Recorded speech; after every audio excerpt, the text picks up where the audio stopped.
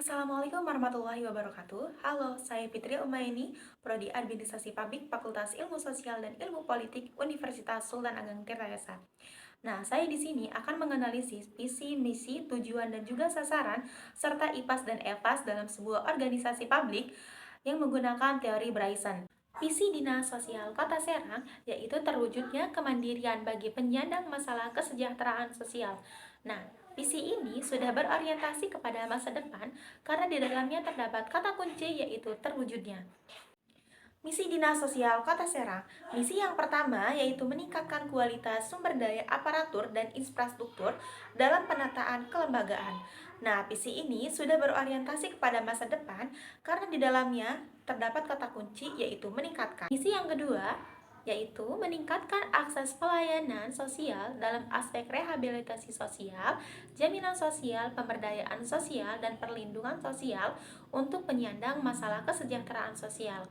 Nah, misi yang kedua ini telah berorientasi kepada masa depan karena di dalamnya terdapat kata kunci misi yaitu untuk meningkatkan. Misi yang ketiga, memperkuat kelembagaan dan potensi sumber kesejahteraan sosial untuk mendorong inisiatif dan partisipasi aktif masyarakat, organisasi sosial, Karang Taruna TKSM, dan lembaga sosial keagamaan agar terjalin hubungan kemitraan yang baik dalam pembangunan kesejahteraan sosial. Nah, misi ini telah berorientasi kepada masa depan karena di dalamnya terdapat kata kunci yaitu memperkuat. Misi yang keempat yaitu meningkatkan sistem informasi pelaporan. Nah, misi ini sudah berorientasi kepada masa depan karena di dalamnya terdapat kata kunci yaitu meningkatkan. Tujuan Dinas Sosial Kota Serang yaitu meningkatnya penanganan dan pemberdayaan PMKS. Nah, tujuan ini sudah sesuai dengan visi Dinas Sosial Kota Serang, yaitu terwujudnya kemandirian bagi penyandang masalah kesejahteraan sosial. Sasaran di Dinas Sosial Kota Serang yaitu meningkatnya PMKS yang mendapat pemberdayaan dan bantuan sosial. Nah, sasaran ini harus berprinsip pada SMART, yaitu spesifik, measurable, achievable, reasonable, dan juga time bound. Namun, dalam sasaran di Dinas Sosial Kota Serang ini tidak ada time bound atau batas waktunya. Faktor internal di Dinas Sosial Kota Serang yang pertama ada MEN. Nah, MEN ini meliputi kepala dinas, sekretaris, kepala bidang, kepala subbagian, kepala seksi, pelaksana golongan 4, pelaksana golongan 3, pelaksana golongan 2, dan tenaga magang. Yang kedua ada MANI. Nah, MANI sumber anggaran Dinas Sosial Kota Serang bersumber di APBD, yaitu 11 miliar atau setara dengan 66%.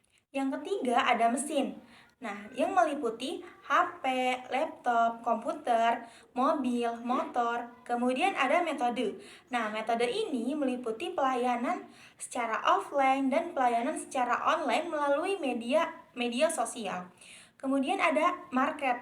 Nah, market ini seperti terhubung di website, Instagram, dan juga WhatsApp. Nah, kemudian yang terakhir ada material.